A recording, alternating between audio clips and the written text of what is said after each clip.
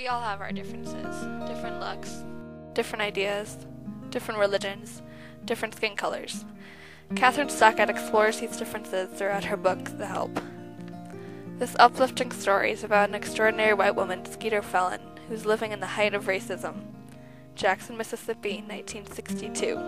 Skeeter's a little different than her high society friends who play bridge to raise money for the poor starving children of Africa. Skeeter befriends the black woman of Jackson. She wants to know more about their lives, and writes about them to bring change. And Miss Skeeter asking me, don't I want to change things, like changing Jackson, Mississippi, gonna be like changing a light bulb. Why are racial views so hard to change once they are stuck in people's minds? Maybe it's because children learn and pick up views from their parents. Racism is passed down from generation to generation, until someone decides it's not okay. Skeeter is that someone who decides that black women deserve to be treated the same as white women. As I read this book, I fell in love with Aileen and her warm sense of humor as she raises her 17th white child. I personally identified with Aileen's quiet personality and dry sense of humor, as she teaches May Mobley how to grow up and be a strong individual.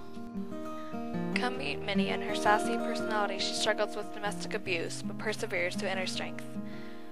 Read every page carefully to figure out exactly what Minnie put in that pie for Miss Hilly. As Skeeter gains the trust of the black maids, she empathizes with them, and eloquently retells the story of their lives as black maids working for white families. Skeeter puts a personal stamp on the generic face of racism.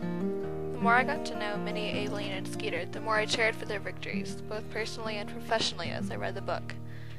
The title Kathryn Stockett chose for this book, The Help, has many different meanings. The black maids working for the white woman thinking that they are helping the poor starving children of Africa.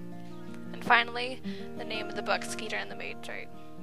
Irony plays a major role in this book. High society white women want to help starving black children who live all the way across the globe, but yet they discriminate against the black maids working in their very own homes, raising their very own children. Skeeter cuts through this irony and dares to treat black women the same as white women, and publish their stories for everyone to see.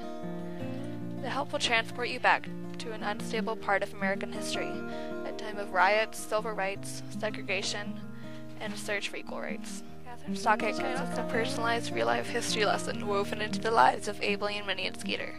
I highly recommend this book because it made me realize the progress we've made toward overcoming racism.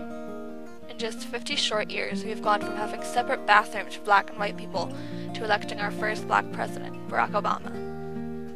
The Help also made me ponder about how much of an impact words can have on people, both good and bad. As I read this book, it made me think about how I treat other people. Kathryn Stockett weaves together a world full of trust, love, overcoming fear, and most importantly, friendship.